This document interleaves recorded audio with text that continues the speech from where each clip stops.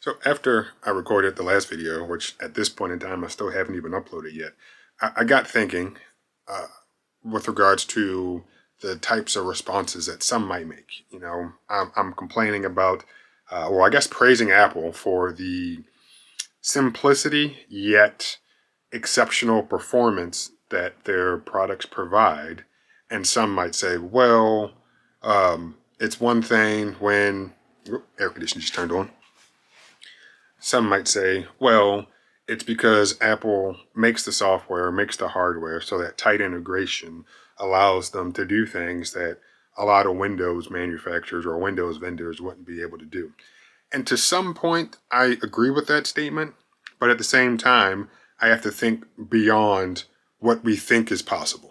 Because when it comes to these ginormous businesses and the billions of dollars that they make, whether it's through selling things directly to us or private deals that happen behind closed doors, there's no reason that there shouldn't be something comparable in the Windows field. And if there is, please let me know, because at this moment, I can't think of anything that's remotely comparable to what Apple is offering when it comes to their MacBooks. Now, I'm not going to lose sight of focus when it comes to the original argument about not being satisfied with how tight of a hold Apple has on all of its products, even after they sell them to you. But part of me says, well, you gotta choose your battles. As a repairman, a professional repairman, Louis Rossmann looks at it from that standpoint of he has a job, a business, he wants to be able to get the necessary tools and schematics to repair customers' devices. As a customer, most people aren't even concerned about that. They get a product. If it works and does everything that they need it to do, that's that. If it breaks, most people aren't worried about fixing the products themselves. For Apple in particular, they're a little different because you can take your Mac or your iPhone or your iPad to an Apple store. For the most part, if you're in a larger city, there's one within driving distance. If you're in a rural area, yes, you can send the stuff in. But when I think about a lot of other manufacturers, like right now, namely Dell, because those are the laptops that I'm using, there isn't a Dell store that I can take my laptop into. I'd call them and either send it into them or they'd send somebody out. But I wouldn't have the ease of just going to my local mall, and talking to a Dell genius. So I understand where he's coming from, but at the same time, I say, well, Apple's doing a pretty good job with what they're offering, and if they choose to tightly integrate everything and unfortunately make some decisions that I don't agree with, they have the right to do so, number one. But number two, there's no competition to prevent them from making such decisions.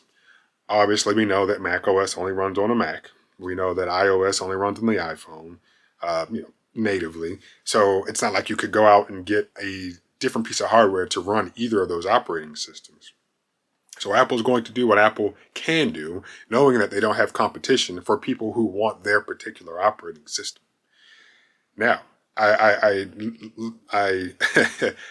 named off a bunch of things that I definitely praised the MacBook for, while simultaneously, I guess, ragging on Windows PCs. I talked about screen options and how confusing that could be.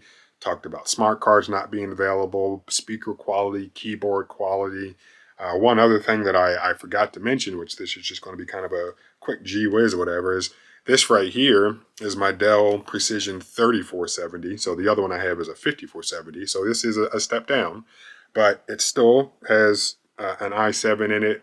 It came with 32 gigs of RAM. I was able to put in another 32 because there were two SODIMM slots. I upgraded the internal storage from 256 gigs to a terabyte. And all around, it is a mobile workstation. It does what I needed to do. But the build quality is pretty bad. It's made out of plastic, which I have nothing against plastic, but it just feels cheap.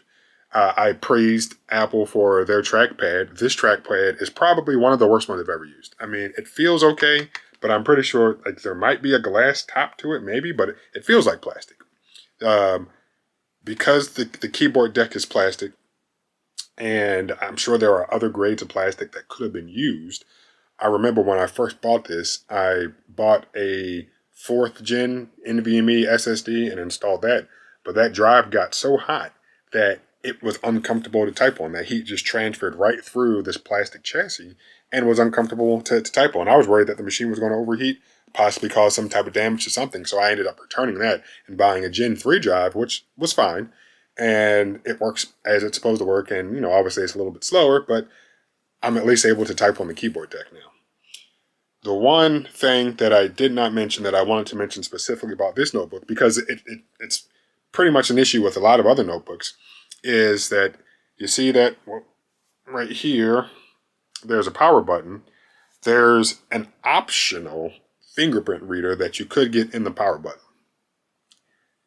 Why does it have to be an option? Why can't it just be standard? I mean, I don't know. I forget how much more Dell charges you to add it on as a feature to the laptop. But what ends up happening in my situation is, when you buy an aftermarket one that did not come with a fingerprint reader, now you don't have an option to install one. Now, I've looked online briefly. Well, when I was really interested in this particular machine, I looked online to see if I could find one, and I wasn't able to find a third-party one. Not saying that they aren't out there, but I wasn't able to find one. I also contacted Dell, and I honestly don't remember if I contacted them to see if I could get a fingerprint reader or if I could get the optional smart card reader that would go right here. And these are design decisions where I get that you don't want to put too much into your machine, especially if it's your base model product. But at the same time, as a customer, I would like the ability to upgrade it after the fact. So with the RAM, no problem. With the SSD inside, no problem. If I needed a new battery, probably no problem. But for the fingerprint reader and the smart card reader, I can't go to Dell directly and buy those. So, I mean, I'd almost say that these companies are doing something similar to Apple in terms of what they're doing, locking down things. Not the exact same way. I know it's not the exact same way, but I feel like there's no reason that I shouldn't be able to call Dell and say, hey, I have this machine. I'd like to upgrade the power button to be the one with the integrated fingerprints scanner. And I'm charging me, $15, $20, whatever, mail it on out, and I install it myself. And I am saying that because with the base MacBook Air, comes with a fingerprint reader by default. Like Touch ID is part of Mac OS for the most part, or Face ID, as Face ID is for the iPhone, and Touch ID also for older phones and for the SE models. But I'm trying to, and I am look at Lewis's complaints as objectively as possible, which I do, and I do agree with him, as I mentioned in the first video. But when you have the competitor giving you stuff like this, where you're like, oh, I could have a fingerprint reader, but you chose to make, or you chose to get this power button made, like just created without a power button integrated into it, so that when I do buy an aftermarket one, it comes without it, and then now I'm not able to get the fingerprint reader after the fact. I think that's just a bad choice on Dell's part. It does have Windows Hello with the IR camera up there, so there is a means to log in using the biometrics, but I would still prefer to have this as an option. And I talked about how responsive the fingerprint reader is on that base model MacBook Air. And even though this one doesn't have it, I would compare it, if it did, most likely, to the one that's in the 5470, which it works, but it's not nearly as good as the one in the MacBook. Now, as I'm talking, I'm droning and droning and droning. I remember the point that I was trying to get at is, some of you might say, well, Apple has, the hardware and the software, so things like a fingerprint reader should be more integrated into the operating system, should be more responsive, should be able to perform as well as it does. So that brings me back to our smartphones, okay? As some of you may know, this is the Zenfone 9 that I've been using for the past, 7 or 8 months or so.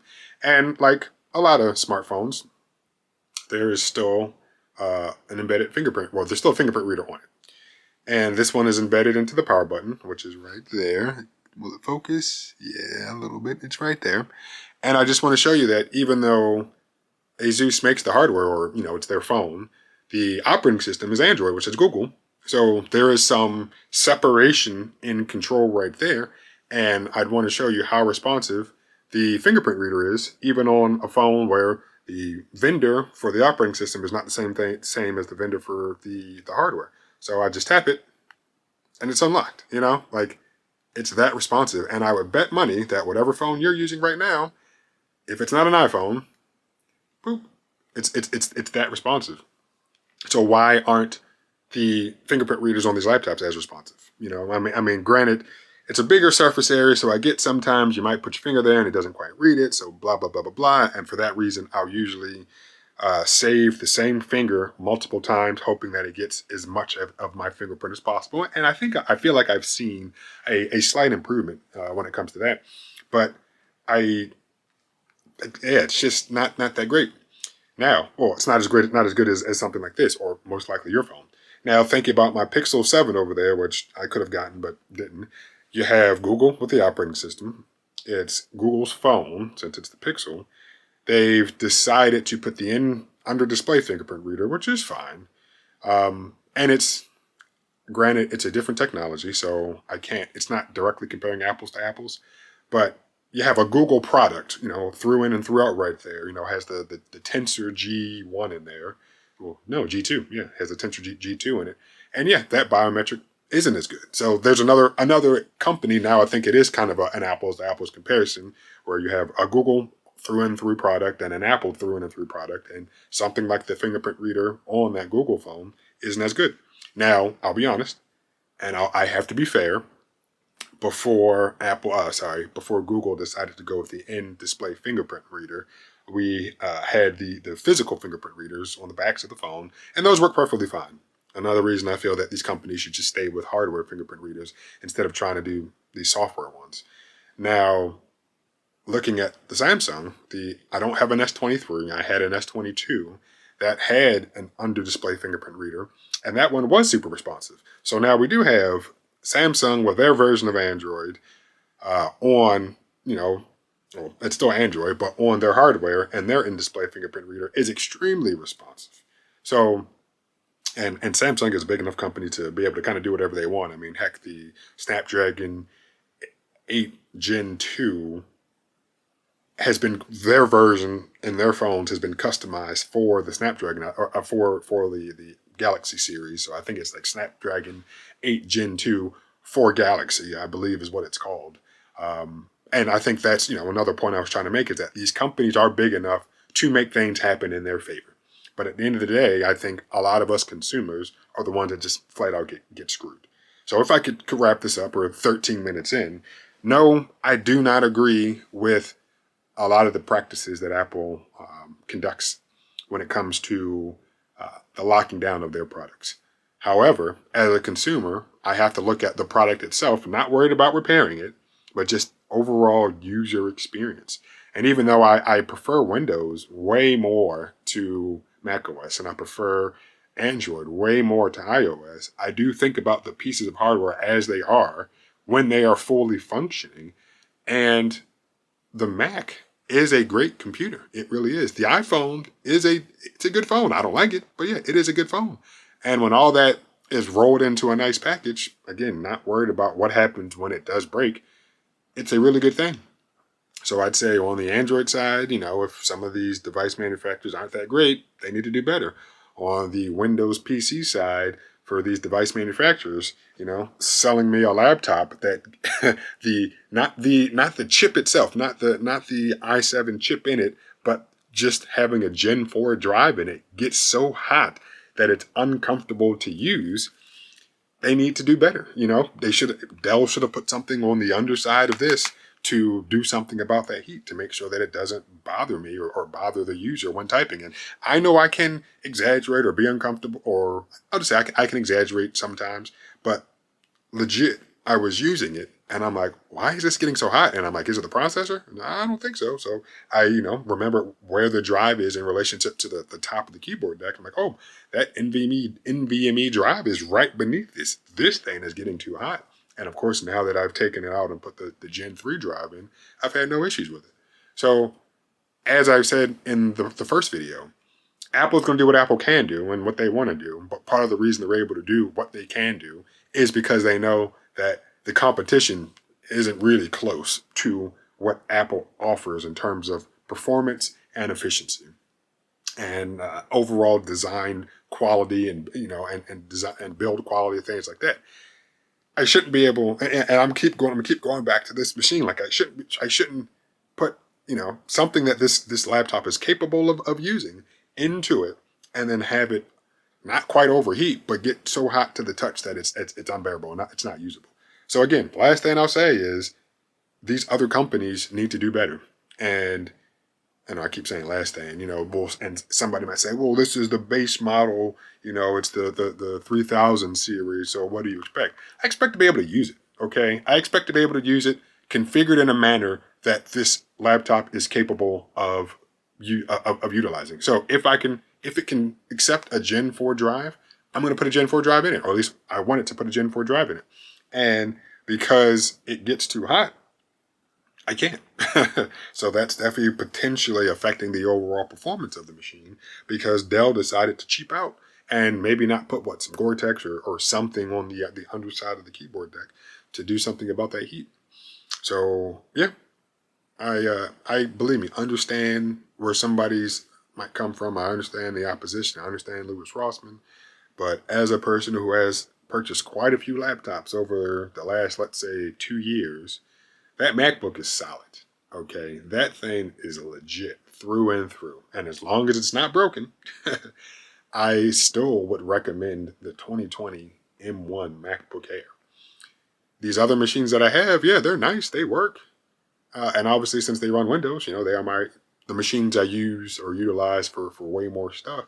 But yeah, that MacBook is solid. So yeah, screw Apple for making it hard to repair, but also thank you, Apple, for making a product that is quality at the base model and does what I needed to do. So to Dell, to Google, to Lenovo, to whoever you might be thinking about, they need to do better.